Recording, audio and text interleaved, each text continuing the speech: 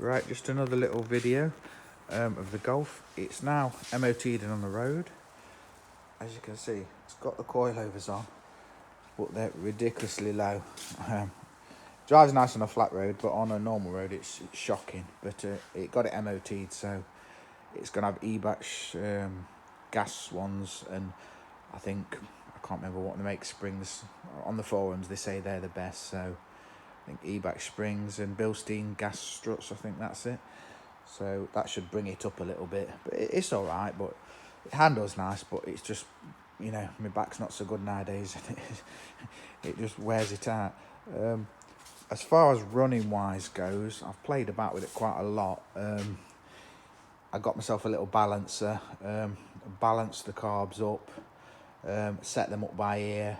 I had a right job getting it through the MOT, because when it was hot it was misfiring, etc. But I put that down to, there's a temperature sensor on the block for the ECU that controls the ignition, and I believe, I can't remember which way around it works, it either advances it or retards it when it's hot, and it wasn't doing that, and it was banging and popping. It wasn't happy when it was hot. Put another one of them on, that seemed to sort that side of things out. Also what I've done, did originally had the vac pipe, this one that goes to the ignition ECU, I had that running off the servo vacuum, off one of these, and a lot of people on the forums were saying you don't get enough vacuum because it's only drawing off one of the runners on the manifold, which, you know, makes sense, obviously. What I've done in the end, these carbs have got sort of like synchronizing ports on, so I bought some cheap sort of T-pieces, and I've took the blanking plugs out, so each port is taking a vacuum and they all go to the one vacuum which is taking off there, and that seems to help it a bit more, sort of when you're going up hills, and you know, when you're under load, it seems to sense I think it must advance the timing a bit more, it seems to sense it a lot better than it did before. So running wise it's pretty damn good. I went back and put the old distributor on, because when I was playing with the timing, I mean, there's various people say all sorts of different things on the timing. It should be 6 degrees, it should be 7. My carb sort of old guru that said to me it wants to be about 15 at the tick over. I tried that. It was sort of, when it was hot, it wasn't happy. I've set it to about 11 or 12. And at that, it seems to advance up to, when it's warm, it seems to advance up to sort of 28 to 30, which is what most people say it should do. And it seems to drive pretty sweet. You can put it in a low gear and put your foot down and it will pick, you know, it picks up fairly smoothly. So at that, it's pretty good. The new distributor I bought, somebody put another YouTube video on saying that the new distributors, the spacing on the... can't remember how to describe it now. The sort of pickup, the spacing isn't right. The measurement's not right. It should be, I think it should be sort of 15 mil, and they're 13 or 12 point something. They're all slightly different. So you get intermittent spark, and it was misfiring some of the time. So you get like the timing of the spark is not equal on each cylinder. So they're just poorly made. I put the old distributor back on and measured that, and that was, as he said, I think it was 15 mil between the spacings, between the contacts. I put that on and timed it up, and it seems much better. But yeah, generally it's running okay. I'm just going to put another battery on it, because I just stuck an old battery on it, and I think it's a 40 amp battery, and I don't think it's brilliant. And when it's been hot, and it's been, you know, this time of year, you got your lights on, heaters on, everything, and then on the way home you've got everything on.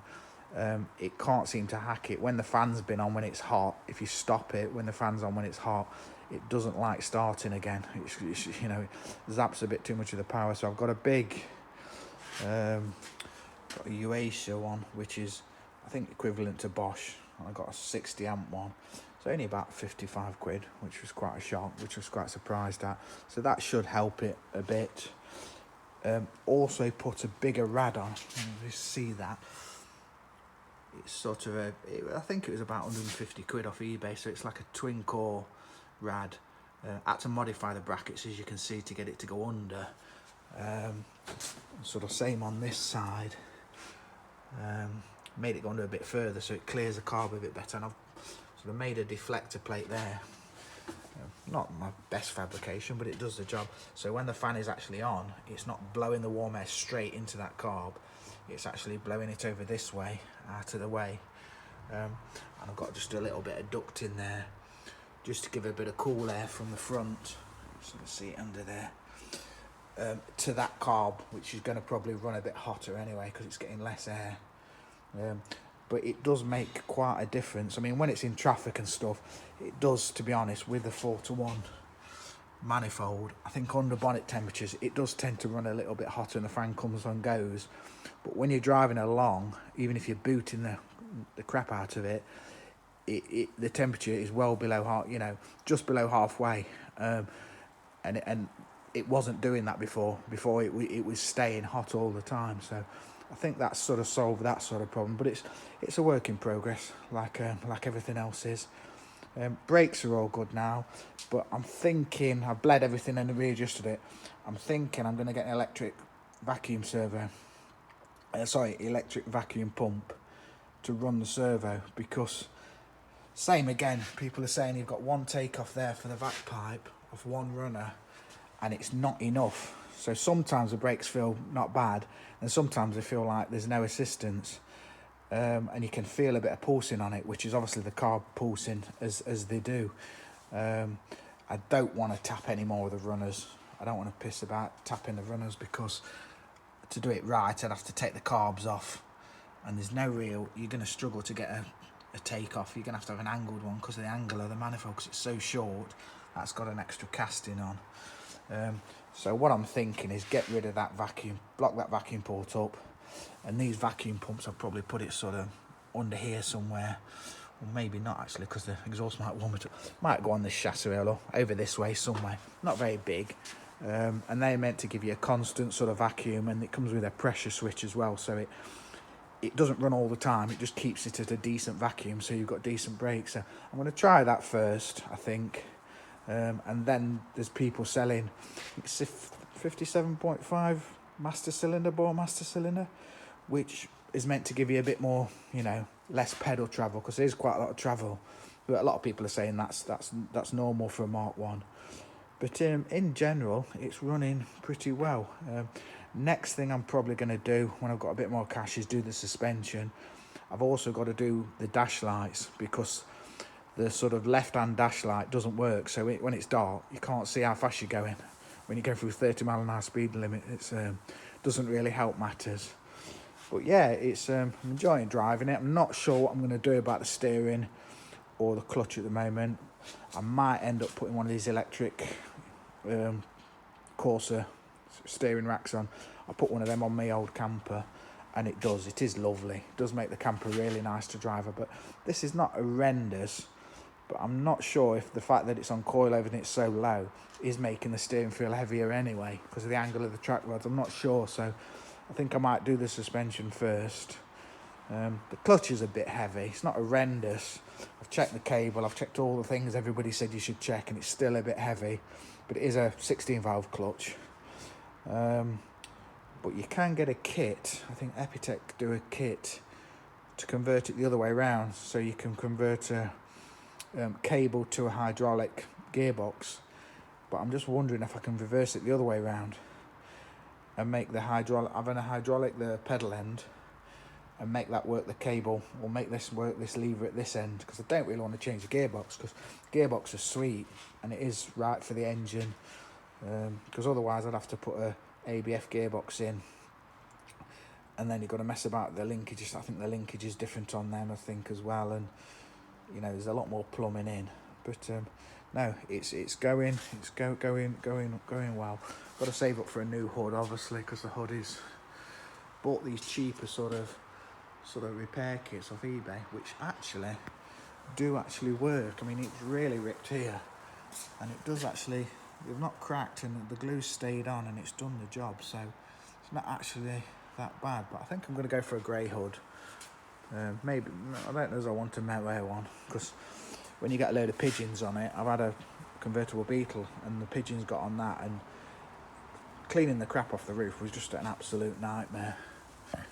So yeah, that's it so far. But yeah, I think it's gear linkage as well. The gear, it had a short shift kit on, which was useless. You can't really see it that well. But I've put it back to sort of, so it's not short shift, because it had like 2 holes and you change the holes and makes it better. And it was a bit better then. But what I've also done, because I think the Mark IIs, I'll see if I can get down and show you what I've done to the gear linkage. You can see there, straight in front of you, is the gear shift rod, the longer one. What I've basically done is cut some bits of old kingpin off an old Volkswagen down, and I've just tacked them onto that rod and then cable tied them first and then tacked them onto that rod to give it like a weighted gear shift. And it's lovely now. It's absolutely beautiful.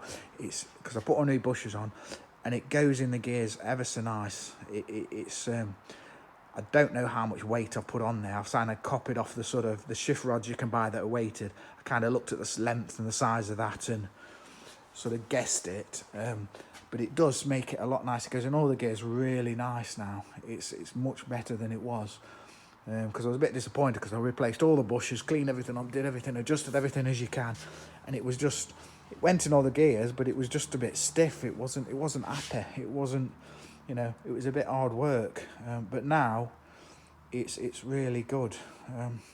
So yeah, I'm just going to change the battery tonight, and that's it. I'm going home. I've had enough. But yeah, when I sort out the suspension, I think I'll do a video of that as well. And then what I'm planning to do is when the weather's better, I want to see sort of what it does 0 to 60, because that's what interests me really. I want to know how quick it actually is. I mean, it's rapid on the motorway. I've not had a chance to test it properly, but it's ridiculously fast. But I want to compare 0 to 60. I've got a Mark III TDI Scirocco, and I want to compare what that's remapped, and I think that's 140 brake and it's remapped. And that's pretty quick, and I want to see what that does and then compare this to it, because I think in the dry it'd give it as run for its money. In the wet it's you may as well be going backwards. It's got no traction whatsoever. You can spin the wheels in any gear virtually if you put your foot down, but in the dry it's an absolute animal. It will still spin the wheels in the dry as well, but you can control it a little bit more. But I think that's what I'll do next, because obviously if you're going to go to the trouble of doing these kind of conversions, you want to know, well, how quick is it going to be? Is it going to be much quicker than you know, I mean, the 1.8 GTIs are all right, but is it going to be quicker? Is it worth all the expense and all the time? I mean, I've done it quite cheaply, but I've done all the work myself, and I was very lucky to get the engine. A lot of people are putting the 20 valve turbos in, which I was tempted by, because you can buy a cheap Mark IV 20 valve turbo quite cheap, the whole car, but there's a lot more wiring messing about, and you know, simplicity. I've got a lot of older cars, and simplicity, you know, I'm not saying it might be a little bit worse on fuel, but if it goes wrong, there's not many things it can be. Whereas if you've done a wiring loom conversion and whatever, you know, if you plug the computer in and it says no, you're not going home. You can't just trial and error try parts. There's so many different electrical relays, etc., and sensors. You can't carry everything.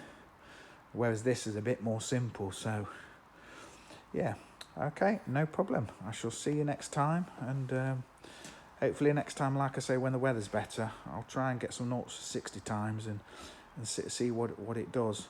Top end wise, I might see how fast it goes top end, but depends on whether I find a straight enough, long enough road that's clear enough. But I'm pretty sure to do about 130 quite easily, because it does a ton in sort of 4th gear quite happily, and it's not even nowhere near redlining at that. So I think a Mark II 16 valve, people say 140, something like that. I don't know. I've never had one of them, but I think this will get, you know, it'll be pretty up there. Right, that's it for now.